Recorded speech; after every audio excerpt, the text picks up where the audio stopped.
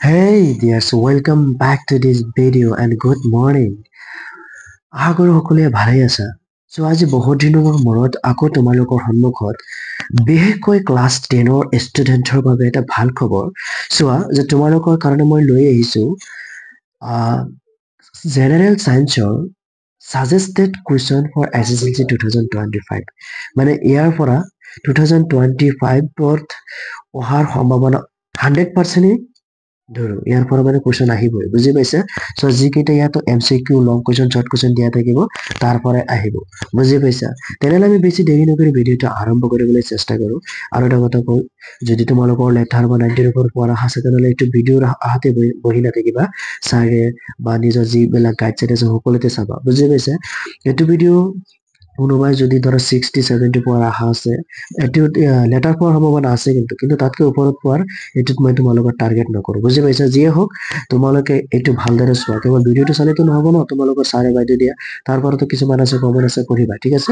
আজি মই ভিডিঅ'টো ষ্টাৰ্ট কৰো। ইয়াত কি কৈছে, প্ৰথম কুৱেশ্যনতে কৈছে চোৱা, মানে যিকেইটা প্ৰথম কুৱেশ্যনত দি আছে MCQ, ঠিক আছে?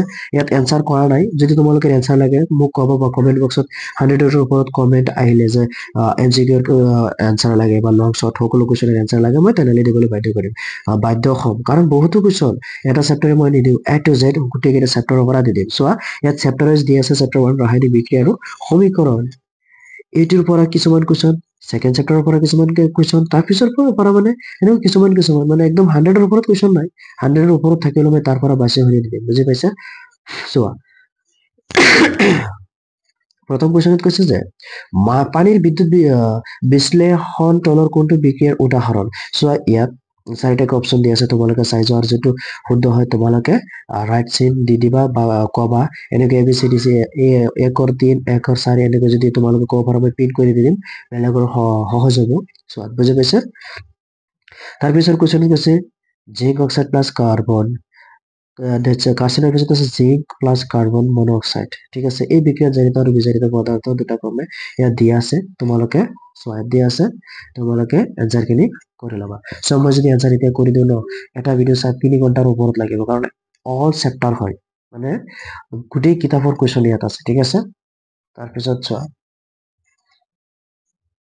কি কৈছে, পুৰাচন পানীৰ লগত পানীৰ লগত কৰা বিক্ৰিয়াটো তলৰ কোনটো বিক্ৰিয়াৰ উদাহৰণ? সংযোজন, বিযোজন, তাপোপৰ্য আৰু A বা C, ঠিক আছে? একদম ইজিয়ে হয়, ঠিক আছে? তাৰপিছত কুৱেশ্যনত কৈছে যে লেড নাইট্ৰেট উত্তপ্ত কৰিলে নিৰ্গত হোৱা মুগা বৰণৰ ধোঁৱাবোৰ হ'ল, কি হ'ব?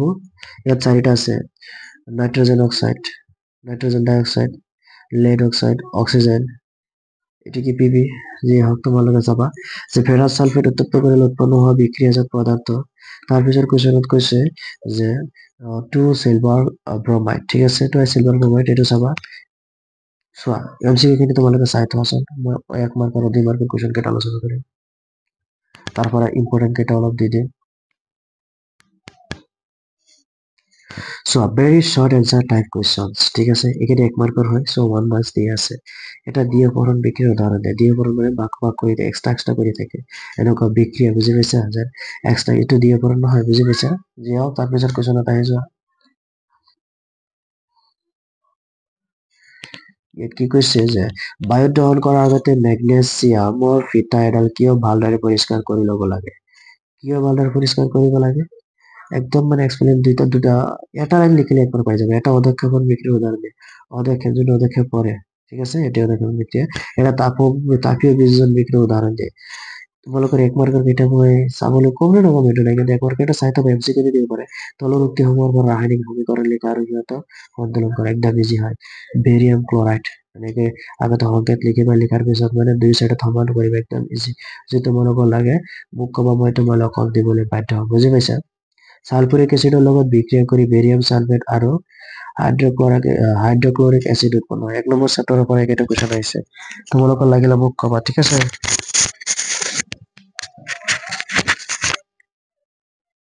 পিছৰ কুৱেশ্যনত কৈছে হাইড্ৰজেন গেছে নাইট্ৰজেনৰ সৈতে লগ হৈ এমনিয়া প্ৰস্তুত কৰে। জাষ্ট কুৱেশ্যন কেইটা চাই থোৱাচোন। কিন্তু এইকেইটা ইমান ইম্পৰ্টেঞ্চ নাই, বুজি পাইছা? তথাপি অলপ চাই থবা। যিকেইটা বেছি ইম্পৰ্টেঞ্চ মই এইটো কম। 1 মাৰ্কৰ কেইটা সেইকাৰণে 1 মাৰ্কৰ কাৰণে মই ইমান নকওঁ, কাৰণ 1 মাৰ্কৰ কেইটা অলপ পঢ়ি ল'বা। কপাৰ ছালফেটৰ লগত আইৰণৰ গজালটো পালে কি হয়? একদম ইজি। এইটো ইম্পৰ্টেণ্ট আছে। ইয়াতে 1 মাৰ্কত এইটো দি দিছে, এইটো 2 মাৰ্কৰ হয়, বুজি পাইছা? আইৰণৰ কৰি লঘু হাইড্ৰক্লৰিক এচিড যোগ কৰিলে কি হয়? এইটো চাবা। লঘু ছালফিউৰিক এচিডত জিংকৰ দানা যোগ কৰিলে উৎপন্ন হোৱা বিক্ৰিয়াজাত পদাৰ্থৰ নাম কি? পিছত কৈছে কি চোৱা, ছডিয়াম ছালফেট আৰু বেৰিয়াম ক্লৰাইডৰ জলীয় দ্ৰৱৰ মাজত বিক্ৰিয়া ঘটিলে কি হয়? ছডিয়াম ছালফেট আৰু বেৰিয়াম ক্লৰাইডৰ জলীয় দ্ৰৱৰ মাজত বিক্ৰিয়া ঘটালে। এইটো ইম্পৰ্টেণ্ট হয়। কি হ'ব যেতিয়া চিলভাৰ ক্লৰাইডৰ লৱণ ফ্ৰিজৰ পোহৰত ৰখা হয়?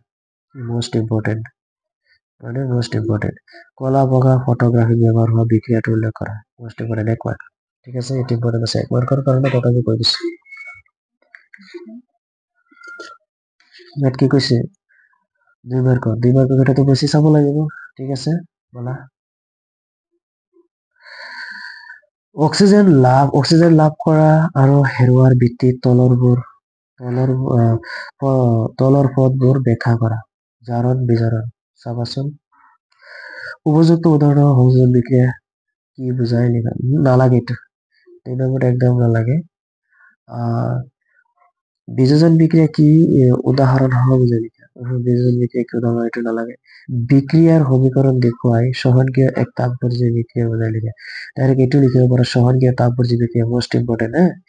অপহরণ বিক্রিয়া কি উদাহরণ বুজাই লিখা। নালাগে। দ্বিঅপহরণ বিক্রিয়া কি উদাহরণ, উদাহরণ হওয়াটা হয় বিলাক নালাগে। অপহরণ আৰু দ্বিঅপহৰণ এনেকা আহিব পাৰে, বুজি পাইছা? অপহৰণ বিক্ৰিয়া কি উদাহৰণ, এইটো ইম্পৰ্টেন্ট আছে। ৰেডাছ মোস্ট ইম্পৰ্টেন্ট, এবাৰ হোৱাৰ সম্ভাৱনা বেছি আছে। মই যিকেইটাত মোস্ট ইম্পৰ্টেণ্ট সেইকেইটা বেছি চাবা। এটা পৰীক্ষাত লেড নাইট্ৰেট দ্ৰৱ লোৱা, এইটো ইম্পৰ্টেণ্ট আছে। ঠিক আছে, এটা শুকান উতলন নলীত প্ৰায় 2 গ্ৰাম ফেৰাছ ছালফেট স্ফটিক লৈ নলীটো উত্তপ্ত কৰা, ইম্পৰ্টেণ্ট আছে, মোস্ট ইম্পৰ্টেণ্ট। ঠিক আছে, তাৰপিছত আহি যোৱা বিক্ৰিয়াৰ প্ৰকাৰ কি? ইমান ইম্পৰ্টেণ্ট নহয়। এটা বিক্ৰিয়াত কেলছিয়াম অক্সাইড লৈ তাত পানী যোগ কৰা বিক্ৰিয়াত কি পদাৰ্থ, এইটো মোস্ট ইম্পৰ্টেন্ট, বুজি পাইছে? উষ্ণতাৰ কিবা পৰিৱৰ্তন হ'ব, এইটো কুৱেশ্যন হয়। তাপবৰ্জি আৰু তাপগ্ৰাহী বিক্ৰিয়া বুলিলে কি বুজা, ইম্পৰ্টেন্ট আছে, 80%। কপাৰ ছালফাৰৰ লগত লোৰ গজাল এইটো মোস্ট ইম্পৰ্টেন্ট। বিদ্যুৎ হিচাপে শক্তিৰ যোগান ধৰা বিয়োজন বিক্ৰিয়া, এইটো নালাগে, একদমেই নালাগে। বিক্ৰিয়াসমূহক কি সংযোজন বিক্ৰিয়াসমূহৰ বিপৰীত বুলি কোৱা হয়, এইটো নালাগে। পিছৰটোত চোৱাচোন, অপহৰণ আৰু দ্বিঅপহৰণ বিক্ৰিয়াৰ পাৰ্থক্য, এইটো অলপ আগতে মই কৈছিলো। অপহৰণ দ্বিঅপহৰণ এনেকুৱা কুৱেশ্যন আহিব পাৰে। 60% ইম্পৰ্টেণ্ট দি দিছো। এই বিক্ৰিয়াবোৰৰ বাবে সমীকৰণ লিখা। অকে, এতিয়া আমি তাৰ পিছৰ অধ্যায়ত যাওঁ।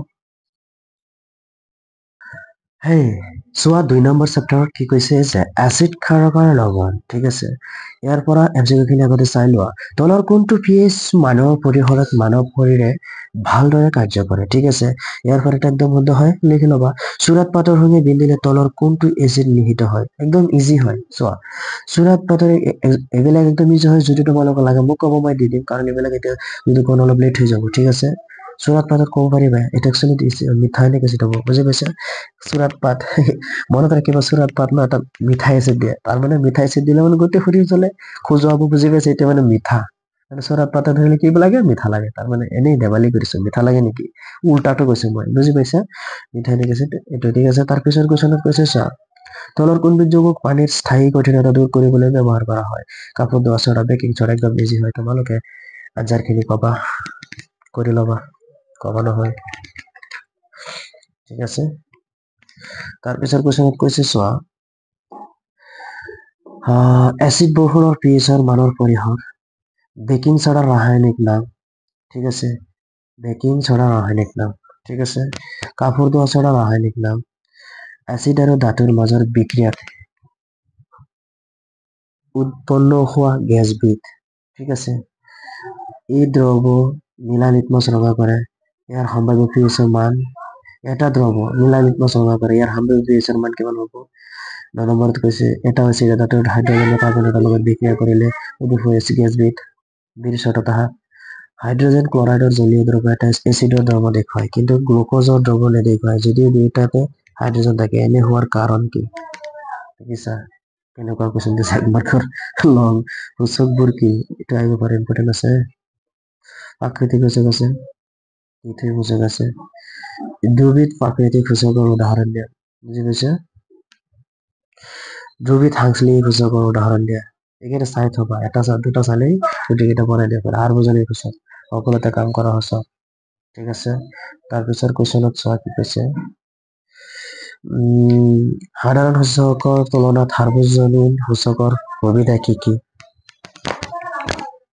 ঠিক আছে তাৰপিছত কৈছে যে পিএইচ স্কেল বুলিলে কি বুজায় যাৰ দ্বাৰা আমি পৰিমাপ বা মাপন কৰিব খোজো বা পাৰো এটি প্ৰথম দ্ৰৱৰ পিএইচৰ মান কিমান সমান সমান হ'ব লাগিব এচিড দ্ৰৱৰ পিএইচৰ মানৰ পৰিসৰ কিমান ক্ষাৰকীয় দ্ৰৱৰ পিএইচৰ পৰিসৰ কিমান 11 নম্বৰত কৈছে পিএইচ স্কেলত জুখিব পৰা পিএইচ মানৰ পৰিসৰ কিমান আটাইতকৈ কিমান পিএইচৰ পৰা এটা 100% এটা নতুন কুৱেশ্যন আহিবই মই আজি গ্যাৰান্টি দি কৈ দিছো সেইকাৰণে চাই থবা এটা লিষ্ট আছে পিএইচৰ গোটেইকেইটা চাই বুলি হৈ যাব ঠিক আছে পিছত কৈছে যে দুটা পদাৰ্থৰ পিএইচৰ মান ক্ৰমে 6 আৰু 8 ইয়াৰ কোনটো পদাৰ্থত হাইড্ৰজেন আয়নৰ গাঢ়তা বেছি মানুহৰ শৰীৰে কি পিএইচ পৰিসৰত ভালদৰে কাম কৰে ঠিক আছে সব সকলো পিএইচ এচিড বৰষুণৰ পিএইচৰ মানৰ পৰিমাণ বাপৰে কোনটো পিএইচৰ মানৰ তলত আমাৰ দাঁতৰ ক্ষয় আৰম্ভ হয় পা পৰুৱাই কামুৰিলে আমাৰ শৰীৰত কি এচিড এৰি যায় হাইড্ৰনিয়াম আয়ন কি এই দুটো ইম্পৰ্টেণ্ট আছে হাইড্ৰোনিয়াম আয়ন কেনেদৰে নালাগে এইটো এচিড লঘুকৰণ কৰি এইটো ইমান ইম্পৰ্টেণ্ট নাই এলকালি মোষ্ট ইম্পৰ্টেণ্ট দুটা এলকালিত বাৰণ দেখিছে এলকালি ধাতৱী অক্সাইডৰ লগত এচিডে কেনেদৰে বিক্ৰিয়া কৰে গোটেইকেইটা 1 মাৰ্কৰ কিন্তু মই সেইকাৰণে বেছি ইম্পৰ্টেণ্ট দিয়া নাই মই ডাঙৰ কেইটা ইম্পৰ্টেণ্ট দিয়া টাৰ্গেট বুজি পাইছে মই সদায় 2-3 মাৰ্কৰ কেইটা মানে ইম্পৰ্টেণ্ট দি আছো বা দিম ধাতুৰ লগত ক্ষাৰকে কেনেদৰে বিক্ৰিয়া কৰে ক্ষাৰক আৰু ধাতুৰ মাজৰ বিক্ৰিয়াৰ এটা উদাহৰণ দিয়া ক্ষাৰকে ধাতু অধাতৱী অক্সাইডৰ লগত কেনেদৰে বিক্ৰিয়া কৰে নালাগে 24-25 এটা নালাগে ক্ষাৰক আৰু অধাতৱী অক্সাইডৰ মাজত বিক্ৰিয়া নালাগে হাইড্ৰক্লোৰিক এচিড আৰু সোডিয়াম হাইড্ৰক্সাইডৰ মাজত হোৱা বিক্ৰিয়াৰ ফলত বনোৱা লৱণ বিধ কেইটা ইম্পৰ্টেণ্ট আছে চাই থবা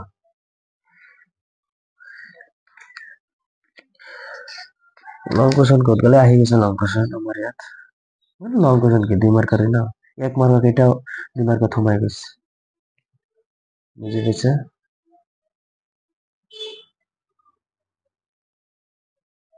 চোৱা how does metal react with a base give example ধাতুৰ ক্ষাৰকৰ লগত কেনেদৰে বিক্ৰিয়া কৰে ধাতুই ক্ষাৰকৰ লগত কেনেদৰে বিক্ৰিয়া কৰে উদাহৰণ হ'ব বুজিলে অলপ ইম্পৰ্টেণ্ট আছে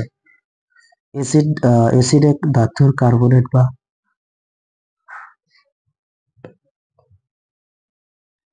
এটা নালাগে এচিডে ক্ষাৰকৰ লগত কেনেদৰে বিক্ৰিয়া কৰে উদাহৰণ এইটো ইম্পৰ্টেণ্ট আছে অলপ মোষ্ট ইম্পৰ্টেণ্ট দিয়া নাই কিন্তু অলপ চাবা এচিডে ধাতৱী অক্সাইডৰ লগত কেনেদৰে বিক্ৰিয়া কৰে উদাহৰণ দি পেলাই লিখা ধাতৱী অক্সাইডৰ বিক্ৰিয়া ক্ষাৰকীয় প্ৰকৃতিৰ বৰ্ণনা কৰা মোষ্ট ইম্পৰ্টেণ্ট 2 বা 8 টেঙা পদাৰ্থ পিতল বা তামাৰ পদাৰ্থ এটোতো প্ৰায় আহিয়ে থাকে মোষ্ট ইম্পৰ্টেণ্ট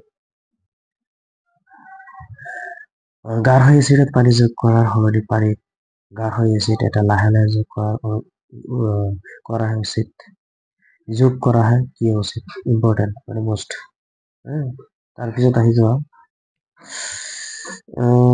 ক্ষাৰকীয় দ্ৰৱত প্লাছ আয়ন থাকে নে যদি থাকে এইটো ইম্পৰ্টেণ্ট আছে একে গাঢ়তা পৰমাণু বিশিষ্ট নালাগে এইটো ইম্পৰ্টেণ্ট আছে এটা পৰীক্ষা নলওক 2 গ্ৰাম সোডিয়াম ক্লৰাইড লৈ তাত অলপ গাঢ় H2SO4 এচিড যোগ কৰা ইম্পৰ্টেণ্ট হয় মোষ্ট ইম্পৰ্টেণ্ট হয়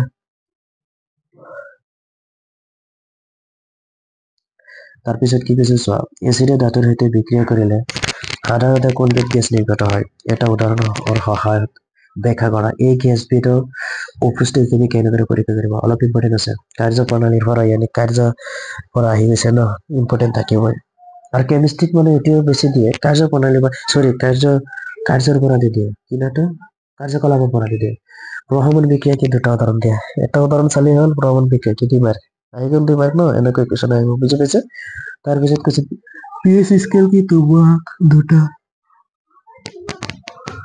দুটা দ্ৰৱীয় ৰবি দিয়া হৈছে এইটো মোষ্ট ইম্পৰ্টেণ্ট চাই লব এইটো আহি গৈছে ফাইনেলত এবাৰ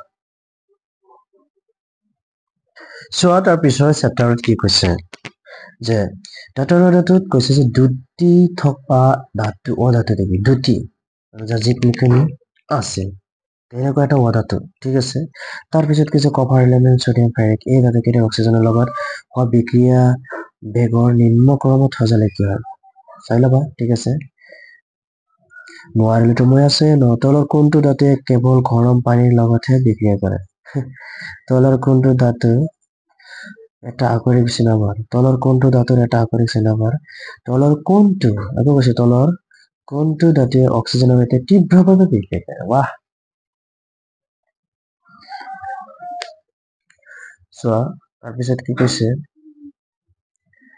যিখিনি চাই থকা তাৎপৰ্য কৈছে যে ধাতুৰ নমনীয়তা কি বুঝতে পাৰে নমনীয়তা আৰ এটা আছে কি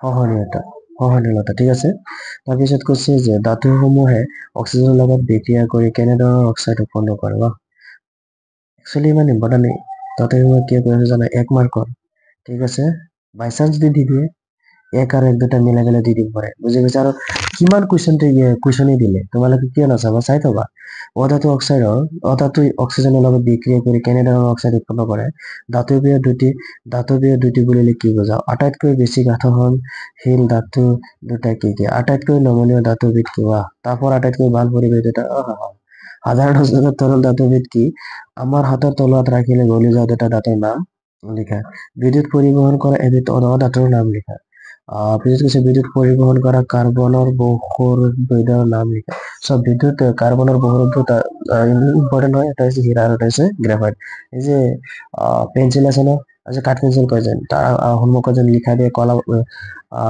বস্তুটো সেইটো হৈছে গ্ৰাফাইট আৰু হীৰাটো গমেই পাইছা বিদ্যুৎ পৰিবহন কৰা কাৰ্বনৰ বহুৰূপ ঠিক আছে পটাছিয়াম আৰু সোডিয়াম দ্বাৰা ধাতুৰ কেৰোসিন তেল মোস্ট ইম্পৰ্টেন্ট কোয়েশ্চন এটা 2 মাৰ্কৰ দিয়ে করে দিছে উচ্চ স্নেহের অক্সিজেনের সৈতে বিক্রিয়া না করে দুটা ধাতু 2 মার্কেরই হয়ে বেটে কেটে দিবেন 1 মার্ক দিয়ে দিছে সোডিয়াম জাতীয় পানির সৈতে কেনেদৰে বিক্ৰিয়া কৰে এটা সমীকৰণ হয় দেখো অলপ ইম্পৰ্টেন্ট আছে ছয়টাৰ পিছত কি কৈছে কেলছিয়াম আৰু মেগনেছিয়ামৰ দৰে ধাতুবোৰ পানীৰ সৈতে বিক্ৰিয়াৰ সময়ত কি উপঙিবলৈ দিয়ে অলপ ইম্পৰ্টেন্ট আছে এলুমিনিয়াম আৰু জলীয় বাষ্পৰ মাজৰ বিক্ৰিয়াৰ সমীকৰণ উল্লেখ কৰা ধাতু এচিডৰ লগত বিক্ৰিয়া কৰিলে কি হয় ইম্পৰ্টেন্ট আছে লঘু সালফাৰিক এচিডৰ লগত হোৱা আইৰণৰ বিক্ৰিয়াটো লিখা ইলেক্ট্ৰযোজী যৌগ বুলিলে কি বুজায় একমাত্ৰ দিয়ে সোমাই দিব পাৰে দুটা আইনীয় যৌগৰ নাম লিখে ইম্পৰ্টেন্ট আইনীয় যৌগবোৰ কিয় গোটা আৰু কঠিন মোস্ট ইম্পৰ্টেন্ট আইনীয় যৌগবোৰ গণনা করতে হবে কি আছে এইটো মোস্ট ইম্পর্টেন্ট ঠিক আছে খনিজ পদার্থ বলে লিখে আকরিক এটা ইম্পর্টেন্ট আছে এটা ইম্পর্টেন্ট আছে এগুলো এটা তোমালোকৰ ইম্পৰ্টেন্ট কাৰণ ইয়াৰ পৰা এটা বা দুটা আহিব পাৰে আকৰৰ গাড়ীকৰণ কি খনিজ বল কিতাপ জাৰণ কি দগ্ধীকৰণ কি কাৰ্বন বিজাৰণ কি থাৰ্মিক বিক্ৰিয়া কি থাৰ্মিক বিক্ৰিয়াৰ সমীকৰণটো লিখা এইটোৰ লগত দিব পাৰে থাৰ্মিক বিক্ৰিয়া কি এইটো সমীকৰণটা দিয়ে বিদ্যুৎ বিজাৰণ কি দুটা দুটা সময় দিব পাৰে বুজি পাইছা না তাৰপিছত কি কৈছে 2 মাৰ্ক তোমাক এটা হাতৰি এটা বেটেৰী এটা বাল্ব আৰু এটা তাৰ আৰু এটা চুইচ দিয়া হৈছে ধাতুৰ নমুনা কিছুমান পাৰ্থক্য বিচাৰ কৰিবলৈ তুমি এইবোৰ কেনেদৰে ব্যৱহাৰ কৰিবা ধাতু আৰু অধাতুৰ পাৰ্থক্য উলিয়াবলৈ এই পৰীক্ষাসমূহ উপযোগিতাক মূল্যায়ন কৰা এনেকুৱা কুৱেশ্যন দিব কাৰণ এনেকুৱা লেতেৰা কুৱেশ্যন দিয়ে ন বুজি পাইছা হয় ভালদৰে চাবা হা ঠিক আছে এইবিলাক কাৰ্যকলাপৰ কুৱেশ্যন হয় ধাতুৱে নাইট্ৰিক এচিডৰ লগত বিক্ৰিয়া কৰিলে কিয় হাইড্ৰজেন উদ্ভৱ নহয় মোষ্ট ইম্পৰ্টেণ্ট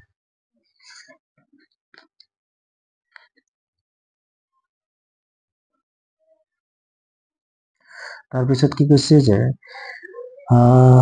এটা ধাতুৱে আন এটা ধাতুৰ লগত ধাতুৰ লৱণৰ লগত দ্ৰৱৰ লগত কেনেদৰে বিক্ৰিয়া কৰে উদাহৰণ দিয়ে ইম্পৰ্টেণ্ট আছে অলপ ধাতুৰ অধাতুৰ পৰস্পৰৰ লগত কেনেদৰে বিক্ৰিয়া কৰে এনে বিক্ৰিয়াৰ ফলত এটা ইলেক্ট্ৰযোজী যৌগ নালাগে ইমান ইম্পৰ্টেণ্ট নাই তলতীয়া যৌগবোৰৰ গঠন ইলেক্ট্ৰন স্থানান্তৰৰ দ্বাৰা দেখো মোষ্ট ইম্পৰ্টেণ্ট ইয়াৰ পৰা এটা আহিবই ঠিক আছে ইয়াৰ পৰা এটা আহিবই আৰু মই তোমালোকক মোষ্ট ইম্পৰ্টেণ্টৰ ভিডিঅ' এটা বনামেই আৰু সেইটোত এনচাৰ সহ লিখি দিম বুজি পাইছা মোষ্ট ইম্পৰ্টেণ্ট ঠিক আছে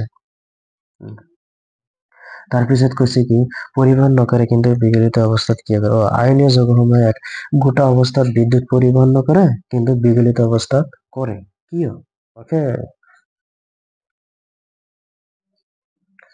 বিগলিত অৱস্থাত কৰে এইটো ইম্পৰ্টেণ্ট মোষ্ট ইম্পৰ্টেণ্ট হয় বুজি পাইছা সক্ৰিয়তা শ্ৰেণীৰ অংশৰ তত্ত্বসমূহ কেনেদৰে নিষ্কাশন কৰা হয় উপযুক্ত উদাহৰণসমূহ বুজাই লিখা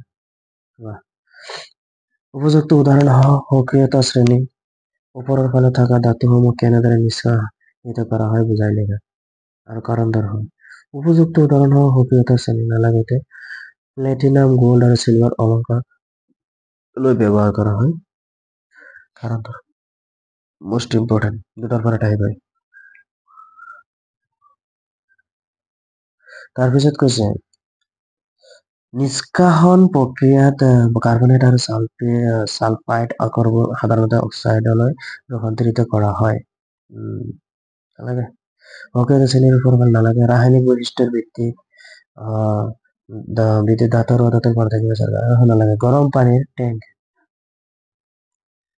নালাগে হ্যাঁ গৰম পানিৰ ট্যাঙ্ক তৈৰি কৰিবলৈ তীখাৰ সলনি কপাৰ কিয় ব্যৱহাৰ কৰা হয় আনকমন কুৱেশ্যন হয় বুজি পাইছা মোষ্ট ইম্পৰ্টেণ্ট হয় তাৰপিছত চোৱা কি কৈছে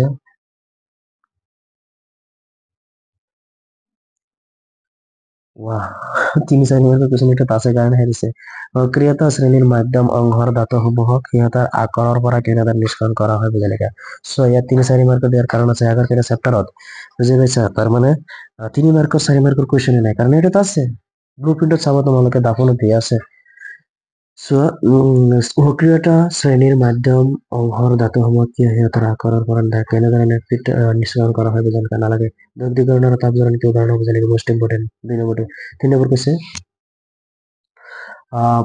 পানীৰ মাজত ধাতুৱে পানীৰ সৈতে কেনেদৰে বিক্ৰিয়া কৰে ইম্পৰ্টেণ্ট পটাছিয়াম আৰু পানীৰ মাজত বিক্ৰিয়াবোৰ সন্তুলিত ৰাসায়নিক সমীকৰণ লিখা ইম্পৰ্টেণ্ট এই বিক্ৰিয়াত কিয় জুইৰ সৃষ্টি হয় ইম্পৰ্টেণ্ট প্ৰত্যুষে আৰু চামুচ এখনত প্ৰত্যুষে আৰু সৰু চামুচ এখনত ছালফাৰ গুড়ি লৈ উত্তপ্ত কৰে এনেকুৱা কুৱেশ্যন আহিব মোষ্ট ইম্পৰ্টেণ্ট চাই ল'বা হা কাৰণ কাৰ্যকলাপৰ কুৱেশ্যন দি দিব পাৰে কেমিষ্ট্ৰি সহ বুজি পাইছা না চিত্ৰ সহ ধাতুৰ বৈদ্যুতিক পৰিশোধন প্ৰক্ৰিয়াটো ব্যাখ্যা কৰা নালাগে ইম্পৰ্টেণ্ট নাই ঠিক আছে তাৰপিছত অধ্যায়ৰ ফলা আমি যাওঁ তলতো নালাগে প্ৰশ্ন নম্বৰটো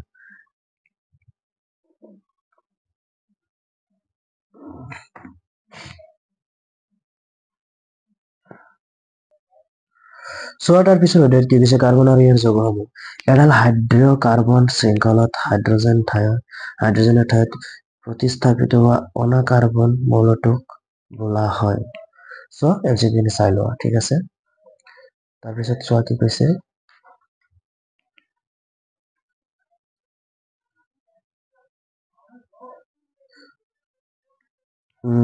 বহুত লং কুৱেশ্যন কাৰ্বনে আন কাৰ্বন পৰমাণুৰ লগত বান্ধনি সৃষ্টি কৰি দীঘল শৃংখলাৰ বৃহৎ আকাৰৰ অণু গঠন কৰিব পাৰে এই ধৰ্মটোক কোৱা হয় ক্ষাৰকীয় পটাছিয়াম পাৰমাংগানেট তোমালোকে চাবা প্ৰপেনৰ অণু এটা থাকে প্ৰপেনৰ অণু এটাত কিমানটা মানে বান্ধনি থাকে বুজি পাইছা প্ৰপেন মানে কি তোমালোকে কমেন্ট বক্সত জনোৱা হা 3 নে 4 নে 2 বুজি পাইছে তলৰ কোনটো এটা সংপৃক্ত কাৰ্বন যৌগ সংপৃক্ত বুজি পাইছে প্ৰপানেলত থকা কাৰ্যকৰী মূলকটো হ'ল তলৰ যৌগবোৰৰ নাম লিখে 1 মাৰ্কৰ হয় যৌগবোৰৰ নাম কৈছে একদম ইজি চোৱা তাৰপিছত কৈছে 2 নম্বৰত ৰন্ধাৰ সময়ত যদি ৰন্ধনৰ পাত্ৰৰ তলিৰ বাহিৰ ফালটো কলা পৰে তেনেহলে ই কি সূচায় ইম্পৰ্টেণ্ট মোষ্ট ইম্পৰ্টেণ্ট নালাগে কেটাৰি তাৰপিছত কুৱেশ্যনত কৈছে সহযোগী বান্ধনি কি সহযোগী যৌগবোৰ বিদ্যুতৰ পৰিৱেশ হোৱাৰ কাৰণ কি সংপৃক্ত কাৰ্বনৰ যৌগবোৰ কি এইটো মোষ্ট ইম্পৰ্টেণ্ট সংপৃক্ত কাৰ্বন যৌগসমূহ কি চ' সংপৃক্ত এনেকে একেলগে দিব পাৰে সেইকাৰণে মই কৈছো কাৰণ 1 মাৰ্কৰ ইমান ইম্পৰ্টেণ্ট নাই বৰ্তমান 1 মাৰ্কৰ এক্সট্ৰাকে নাহে এমচিকিউৰ বাদে সমযোগী যৌগবোৰ কি মুক্ত শৃংখল কাৰ্বন যৌগৰ এটাৰ উদাহৰণ দিয়ে 1 মাৰ্কৰ কেইটা তোমালোকে চোৱাচোন কাৰ্যকৰী মূল্য কি এইটো কি সেইটো কি এলকেনৰ সাধাৰণ সংকেত কি এলকেনৰ সংকেত আহিবই এলকেনৰ সাধাৰণ সংকেত কি এলকিনৰ চোৱা এলকেন মানে এলকেন 1 নম্বৰ এলকেন 2 এলকাইন 3 এইটো 1 বান্ধনী এইটো 2 বান্ধনী এইটো 3 বান্ধনী ঠিক আছে 2 মাৰ্কত আহি যায় বেছিভাগ ক্ষেত্ৰত কাৰ্বনৰ কি কৈছে ইয়াত বেছিভাগ ক্ষেত্ৰতে কাৰ্বন যৌগসমূহ কিয় ইন্ধন হিচাপে ব্যৱহাৰ কৰা হয় মোষ্ট ইম্পৰ্টেণ্ট হাইড্ৰ'কাৰ্বনৰ দহন বিক্ৰিয়াৰ এটা উদাহৰণ দিয়ে কাৰ্বন পৰমাণু ইলেক্ট্ৰন গ্ৰহণ বা ত্যাগ নকৰাৰ দুটা কাৰণ মোষ্ট ইম্পৰ্টেণ্ট কাটি দিছিলো যোৱাবাৰ ঠিক আছে যোৱাবাৰ নহয় এইটো কেইদিনমান আগত আকৌ বনাইছিলো ভিডিঅ'টো আকৌ ৰিপ্লেচ কৰি আছো সমবিনীয় শ্ৰেণীৰ দুটা উপশিষ্ট লিখা হাইড্ৰোজেনেশন কি ইয়াৰ বৈদ্যুতিক প্ৰয়োগ কি ঠিক আছে তাৰপিছত কি কৈছে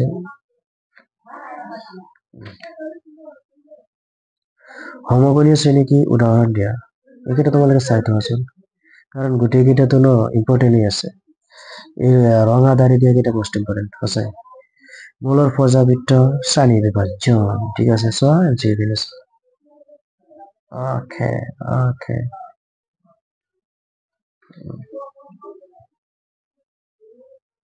চোৱা মেন্ডেলিভের পর্যাবৃত্তের সূত্রটা ইম্পর্টেন্ট ইউনিভার্সাল মোস্ট কত অষ্টকে মানে 8টা থেকে ডবারেটে 8টা 3টা থেকে লিথিয়াম সোডিয়াম আর পটাশিয়াম নিকেছিল হয় ডবাৰেটৰ শ্ৰেণী বিভাজনৰ সীমাবদ্ধতা কি আছে বাহ এক মাৰ্ক কেইটা তোমালোকে চাই থোৱা মই 2 মাৰ্কত আহিলে এই যে 2 মাৰ্ক উল্টা পেজত যাব লাগিব